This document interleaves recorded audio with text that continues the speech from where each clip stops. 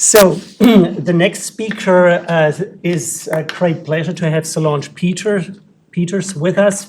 She's the chair of oncology at the University of Lausanne in Switzerland, and she's the acting president of the European Society of Medical Oncology, and she will give us some insights on ESMO's view on the new HTA regulation. Thank you for being with us, Solange. Thanks a lot. I would like to have you make this journey with me, looking at, of course, the challenges of regulation, accessibility, which was wonderfully described before, and the perspective of ESMO being a professional membership organization where lots of caregivers and physicians are represented. So maybe if I can see my slides, I will make you work a bit because I have really a journey to cover with you in 10, 12 minutes. So we have called it the way forward for oncology across Europe, innovative medicine, evidence and processes. So how to adopt innovation. Next slide, please. So just ESMO is the largest international cancer organization, professional members across disciplines and specialties with a mission, quality of care at every level from prevention to palliative care, advance in the art of oncology, as we say, dissemination to the public, education of professionals, and ensuring, and we heard a lot about it, ensuring a high standard of qualification and allowing an equal access to optimal cancer care. Next slide. We have been moving to a new vision, and just to show you the picture, which is surrounding the notion of care. We are one community across professions. We have to educate the community and fight for accessible cancer care with this central notion of care being the paradigm, the aims, the mission, the quality of what we'd like to do. Next slide. This is about the state of the play, and that's where ESMO starts all of the start and all the representation we do is this terrible increase of forcing cases of estimated cancer cases in the 2040, where you can see that a doubling has to be expected with close to 30 million cases by 2040. Next slide. This is about the cost, and we have, of course, paralleling the number of cases, we have rising costs, which also unfortunately represent not only number of patients, but also innovation. And as you can see in 2020, the latest number, it was representing a spending of around 170 billion. The majority of this spending taking place in US, Europe, Japan, meaning that many countries are excluded from that, and that's probably where the picture will continue to grow, but showing dramatically the inequality. Next slide. This is the EMA approved innovative cancer medicine. So on this line, you can see on the upper part, the number of new medicine approved, just to show you that a certain number in green of oncology compounds or cancer drugs are approved every year, represented maybe 20% of all the cancer medicines which are approved by EMA every year. Next slide. I think cancer now might be used as a model, and rare cancers even more, to show how many cancer is central to many European policies. They are all intricated from the HTA regulation at the center of our discussion today, following the beating cancer plans, and of course, defining the pharmaceutical strategy for Europe. In parallel to that, we have the very important research purpose of Cancer Mission Horizon Europe, and of course, the European medicines agencies with all the network strategy, which probably is the intersection of all of these initiatives. Cancer is a model for that, because we need to move with all these initiatives in parallel, always following the aim of accessibility to innovation. Next slide. The consequences of the current situation, as exposed previously, is if we continue this way with these billions of US dollars, no healthcare system can afford all these medications. Economic sustainability requires the need to prioritize, and we discussed it before, and I think that's the duty not of EU, but of ESMO to help prioritizing. Making choices demands the ability to differentiate and to rationally differentiate high benefit from low treatment benefits, and I will discuss it with you later on. Next slide. In terms of ESMO trying to not only work alone in defining what is a clinical benefit, but trying to connect this definition to the regulatory organization and the, I would say, political organizations. We have been working hand in hand with EMA Healthcare Professional Working Group, a platform to exchange information and where we can describe the notion of benefit. We've been working also with European Network for Health Technology Assessment, the UNITA, in order to help the stakeholders to have a voice there. And last but not least, we are part of the Decide Health Decision Hub of the WHO, which at the global level, and it's even more challenging, right, is trying to support this notion of accessibility, the notion of universal health coverage. Next slide. That is the list of the challenges that we decided in ESMO to focus on and prioritize, always in the same aim of innovation for all, right? First of all, and I will spend some time on that, the guidelines for setting what are the standards of care. Of course, trying to get to the approval of what we call clinically meaningful cancer medicines with a meaningful clinical benefit, quality of life, survival, meaningful benefit. Of course, this means precision medicine and its definition.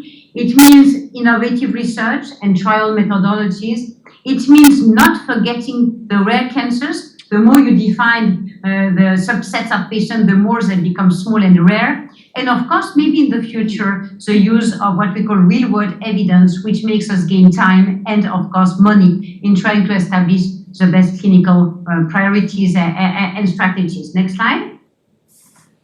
Basically, first of all, setting the guidelines. I don't want you to read all the slides, but remember that ESMO is now writing more than 90 guidelines across diseases, across also treatment strategies, from palliative care to lung cancer, breast cancer, and so on and so forth.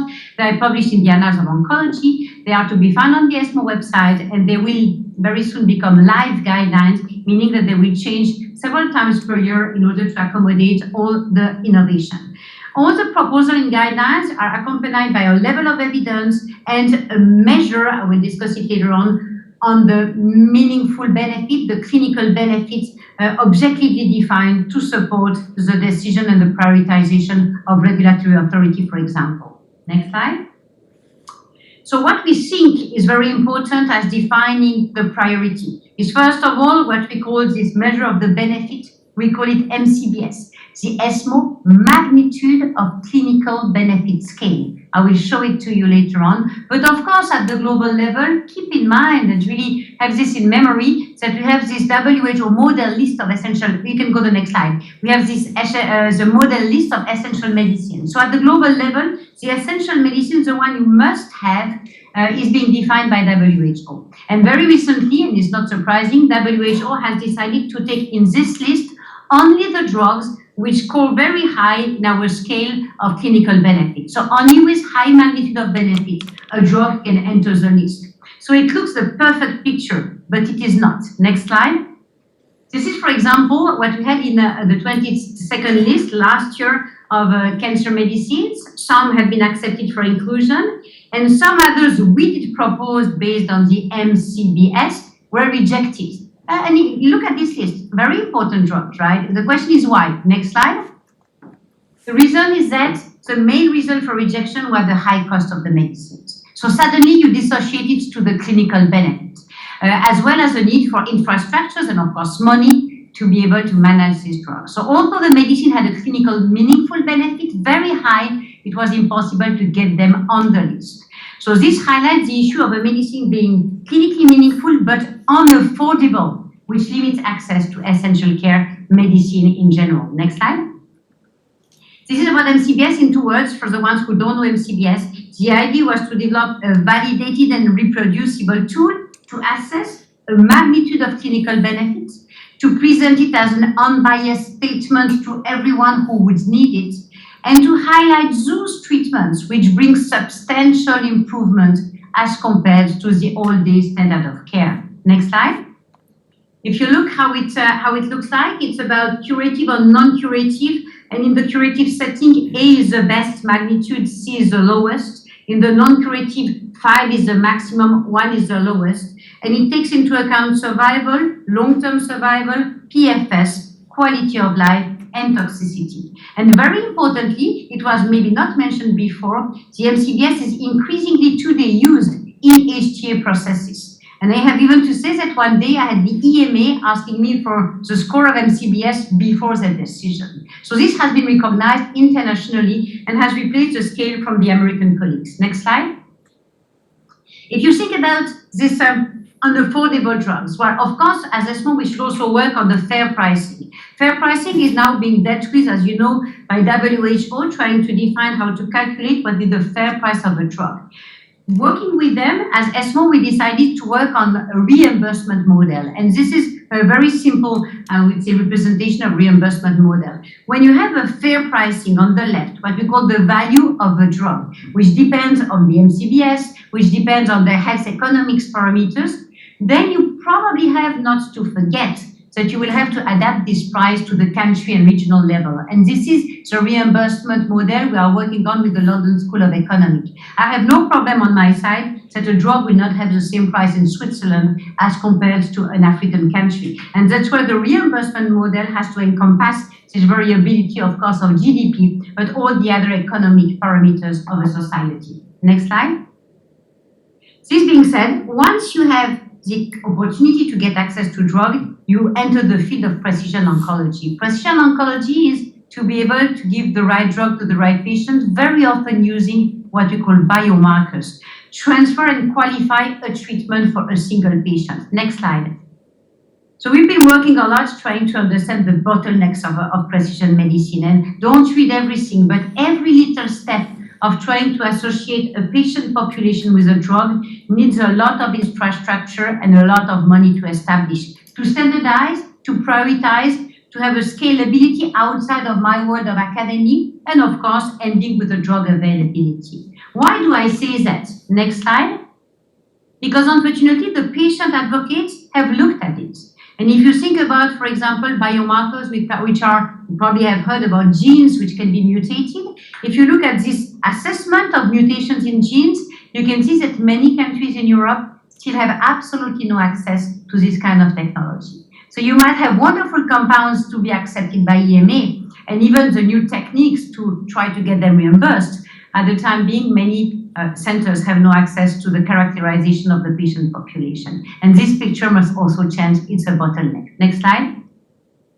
So all in the glimpse, in all the countries, we try also to make understand what are the priority in biomarker testing with a new scale, which is called the actionability scale. I invite you to visit it. It tells you what at least you need to know about your disease, what will be your journey according to your genes and molecular characterization, and SCAT is defining it.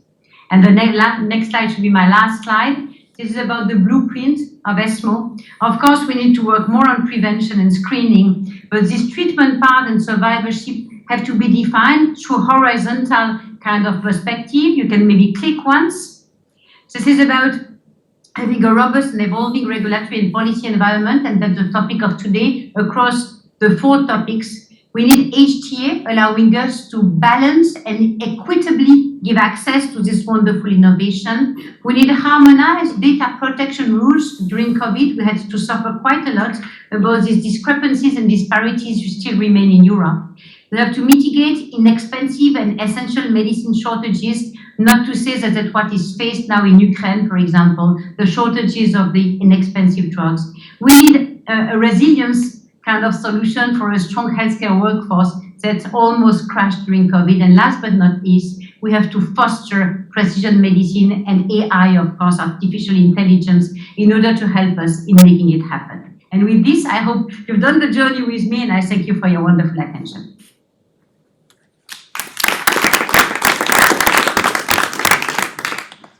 So thank you for a fantastic presentation. In the interest of time, I would suggest we go on. I personally have about 10 questions, and I think in the room very much the same, but let's keep those questions for the panel discussion later on to do a deep dive there. Now,